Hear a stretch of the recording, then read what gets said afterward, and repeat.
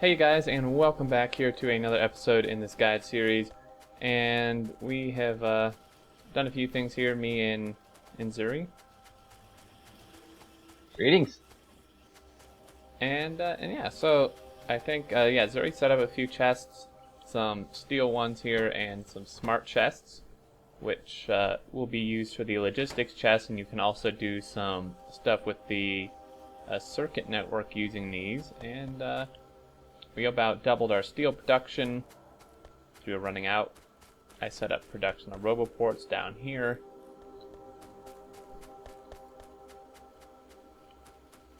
I don't think we have nearly enough steel production yet, but oh well. Yeah, it'll have to do for right now. That iron patch we're using for it, 5 or 6 miners had already mined out. So, as you can see, this is now not enough ore to even supply this whole thing. But we're pretty much... We have a very hungry base. We need to step up the game on feeding it. Yeah, no kidding. So yeah, do you want to... We can do some stuff with tanks here, or we can do some logistic system stuff. Well, we're going to be research limited by the goop here shortly, so we should start taking out some of these enemy bases, I think. Alright, I think that's a good idea. So we have enough engines here. I already made myself a tank, and there should be enough engines for you to make one. And then I set up a temporary thing here for cannon shells, which we will use. I grabbed 32 of them, by the way. Awesome.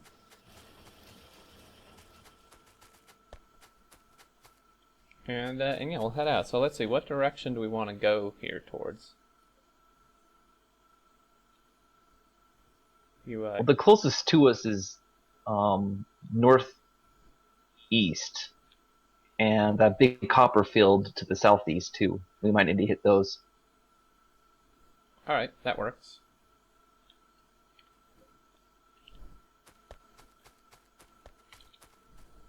So yeah, we're going to plop the tank down here.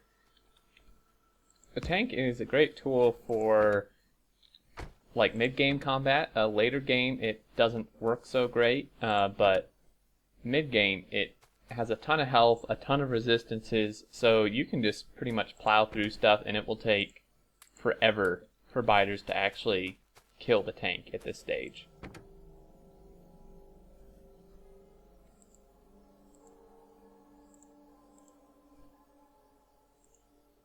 I'm going to just insert the ammo here, the tank shells and the piercing ammo.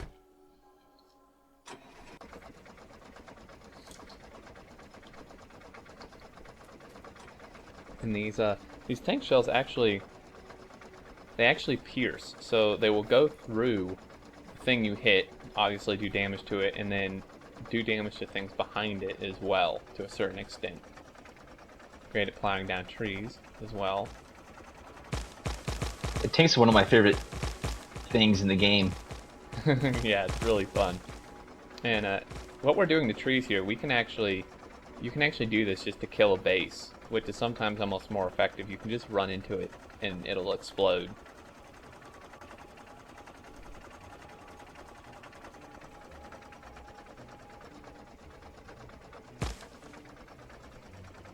And you switch weapon stuff by pressing Q. I'm not sure if I went over that yet, but that's how you do it. And so if we switch to a machine gun here, we can take these guys out. But I'm going to switch to a cannon shell. You can see they do a lot of damage. It essentially takes 2 shots from the cannon to kill a base, which is pretty good. And I'm just going to switch these, and you can see we took like no damage. And clear. Sweet.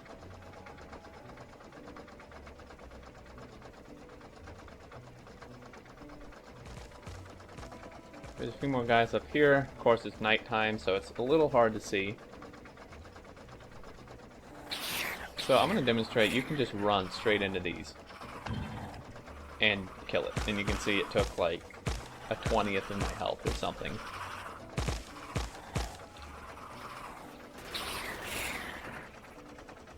Zuri just... Alright, these are all cleared out. Very nice. So yeah, we need these artifacts obviously for research. We're going to be limited on that here soon.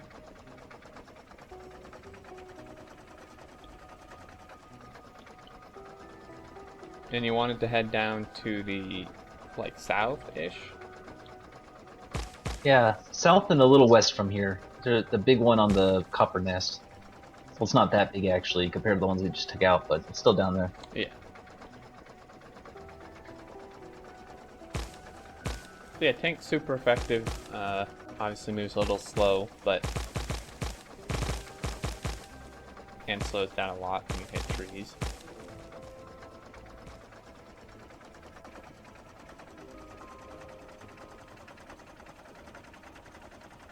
The tank can also obviously be effective for taking out worms, as you saw. The big worms do actually do a decent amount of damage, though, even to the tank.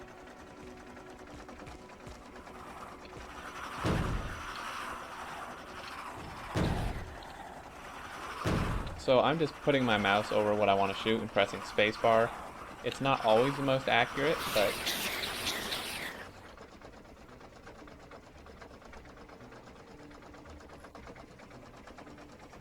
yeah, we can go take out this top one up here. Yeah, one more, I think.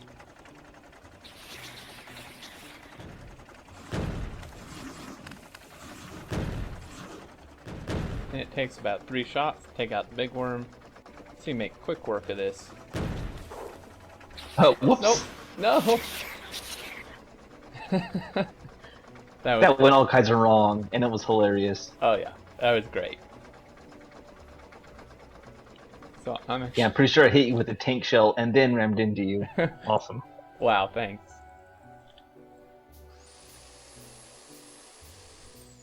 I could blame the lag though, right? Right? Oh yeah. Totally the lag's fault. Yeah, so I don't want to be playing bumper cars here with the tanks. You will die. But the lag is something you do have to watch out for. Yeah. When playing multiplayer. Yeah, it can make it quite difficult to drive.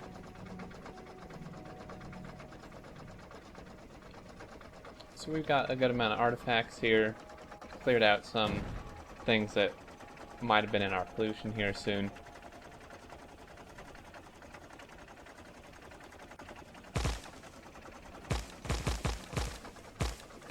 So how many Roboports do you think we have made?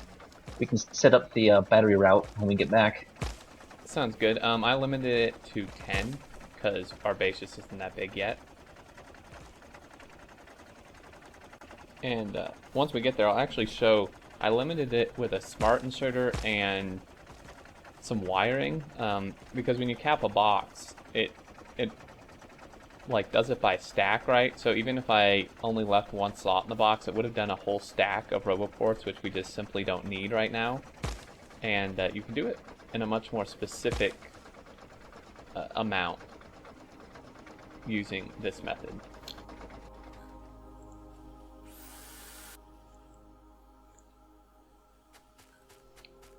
So what I've done is, you'll need a smart chest for this or a logistics chest. I put a smart inserter here, and I'll take it apart just to show there's some wires hooked up here. And if you put your smart inserter down, you can make red or green wires. I'm using red for this example. And you'll need to connect the inserter to the chest and then the chest to the power pole. So if I just click once and then just click the chest, these inserters connected, and then I can just click the power pole and click the chest, and that's connected. And it gives you a filter here, circuit network condition, and essentially what I'm just saying is if there's less than 10 Roboports in here, this inserter can move stuff, and since there is not less than 10, it's not moving and it's cap production. So that can be a good way to set a very specific amount. Fire conditions also work with provider chests. Right. Yep, exactly so.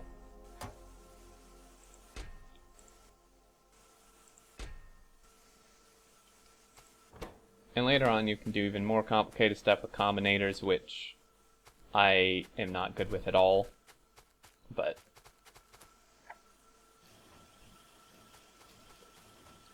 I'm gonna plop down a Roboport at random, close enough so that, well, you should see it on the other screen.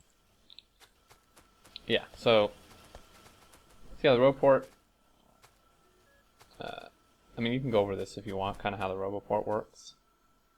Yeah, the Roboport has two squares. The orange colored square on the inside is logistics, so any logistic items has to be inside there, including all the boxes, passive providers and requesters and such, and storage chests. They need to be inside that orange square.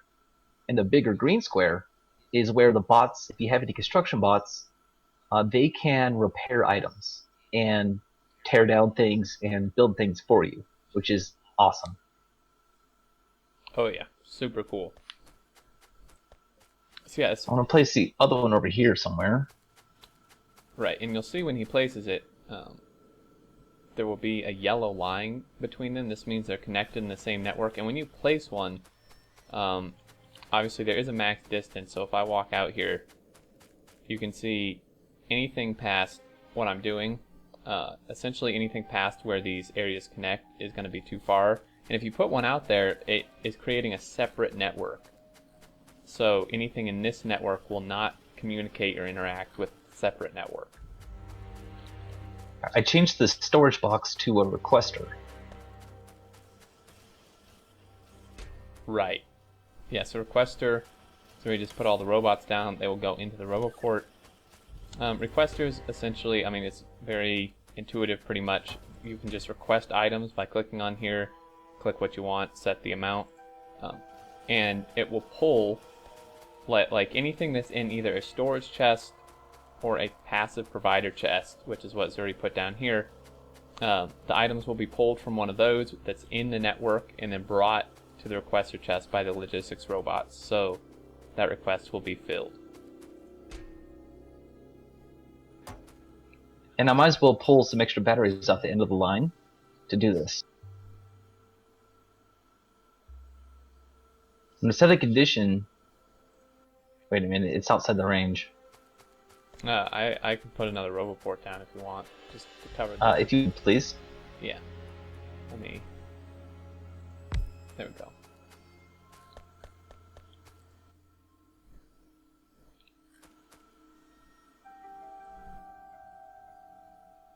So you can see he set a condition. It's just like the circuit one. The circuit network and the logistics network don't interact with each other. But you set it the same way, right? So there's no circuit network, but if it's in the logistics network and with a chest here, you can set this. Now, out of curiosity... Right, now that I've hit it right this time. Yeah. You can see actually... Since we're pulling up a mix line, we gotta filter it too, which is... oops. Right. So yeah, that's that's another good point. We had a little oopsie there. Smart inserters allow you to filter stuff. If you don't filter it, it'll just act like a normal inserter and grab whatever. And that's why we got these advanced circuits in here, which we don't want. So we just told it only grab batteries and then grab stuff until, essentially until there's 100. If there's less than 100, then it can grab stuff. And then this guy's doing the same thing for circuits. And now we have batteries and circuits available for the robots to use at any time. Yep. And if you mouse over a logistics chest of any kind, you can see kind of a thing of info. You can see how many robots there are active and otherwise of both kinds. And then logistics system storage just shows you everything that is in a passive provider or storage chest or active provider, I believe, in the network.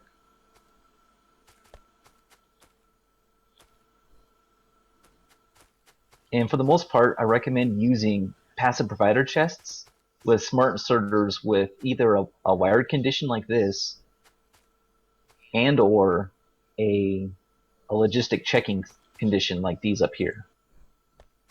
because you don't want to just like use a fast inserter and cram the box full because you'll jam up your system. Yeah, exactly. And so we went over the passive providers. I mean, they essentially just act like a normal chest that robots can grab out of. However, the active providers, these purple ones, they're a bit different. Essentially, they always want to be emptied. So if you have an active provider and you put stuff in it, it's going to send out a message, if you will, to the robots and say, empty me, and it will either take them to requesters that are requesting the items or storage chests. So active providers, essentially, you can use them like if you wanted on a train station or something to get the stuff emptied out as quickly as possible. Yeah, it's the highest priority though. Like the bots will prioritize emptying this out number one over everything else, and that also can cause jams unless you very specifically having a low count item like oil barrels or something like that. Yeah, very good point. Because you can see he just placed it, and although they're slow as hell right now, these robots instantly got the order to take this, empty it, and put it in available storage chests. And they'll just work endlessly at that until it's done. Yeah, so just as already said, which was a very good point, if you abuse this, if you just have a chest of active provider full of crap, the robots will just spend forever doing it until they're done and work on nothing else.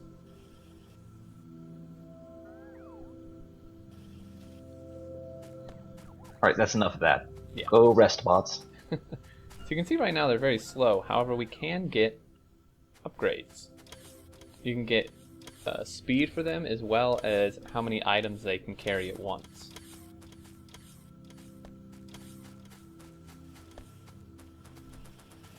Now we can also start working on some bot builds. I'm not sure how much time we have left. I'm guessing not a lot, but bot builds are very fun. Yeah, about 5 minutes is what we have.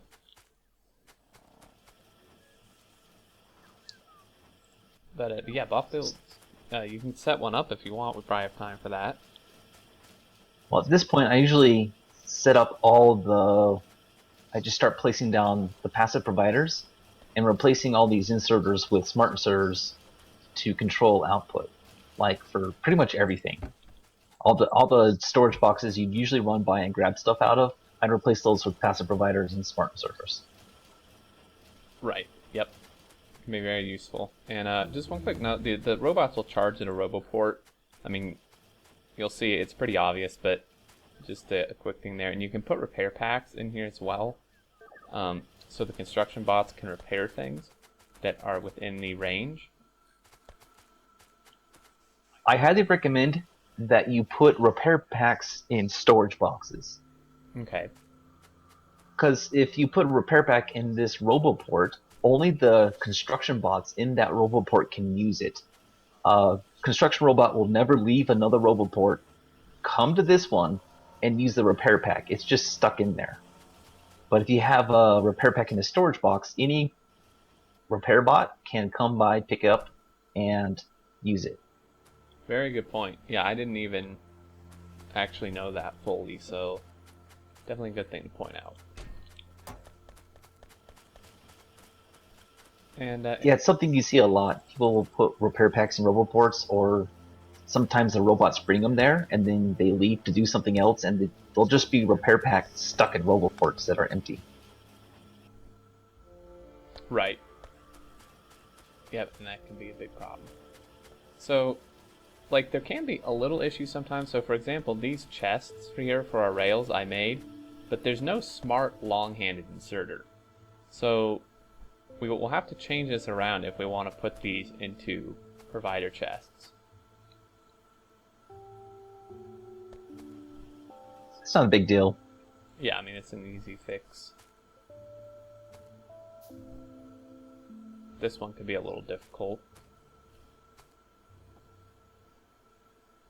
Let me see here. Yeah, actually, this one could be a little interesting. So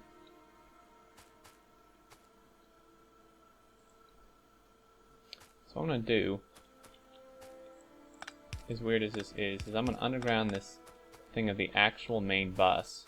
Because if an underground, right, we can't have it won't fit.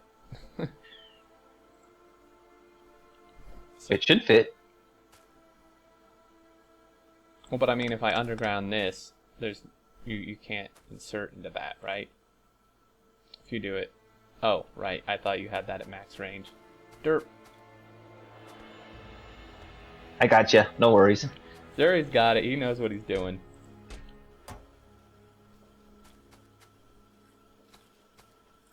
So you can see he's just replacing this with smart inserters, putting the conditions, and the main, well, maybe not the main, but definitely another reason to do this, besides the robots being able to use it to build stuff, is we haven't researched it yet, but you can get logistics slots so you can request items to yourself, and if they're in the network, the robots will bring them to you. So you can pretty much just be lazy and stand around and let the robots bring you all the items you want.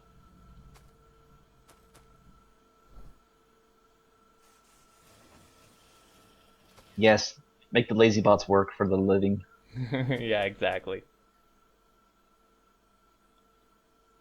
And then once we get it, there's also logistics trash slots, which are super nice. Essentially, you can just drop items from your inventory into the slots, and the robots will take them away and put them into storage, rather than you having to manually empty your inventory. And I'm searching just here for stuff, anything else we want here. I'm gonna go ahead and make these pipes, logistics chests, and smart inserters here.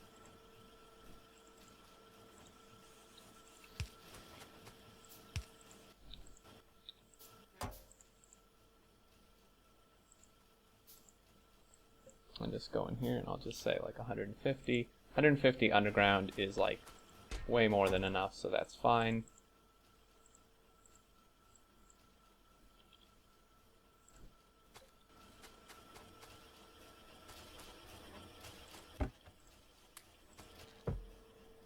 And yeah, so I think we're probably about out of time here, but we do have things up and running, and of course we'll be expanding our network to cover the entire base soon, and we'll just kind of go around and replace stuff here with the chests and inserters.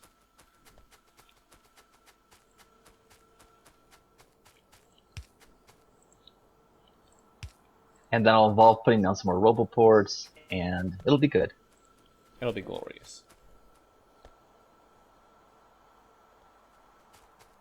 See, as you can see, this one I tried to do, it was out of range. I'm just going to throw down another Roboport up here. And then now he'll be in range. And yeah, I think we will close it out here. So, as always, guys, thank you for watching. And we do hope you found it helpful. Again, any questions, leave them down in the comments. We will go ahead and answer them. But until next time, look forward to seeing you, and catch you later. See ya.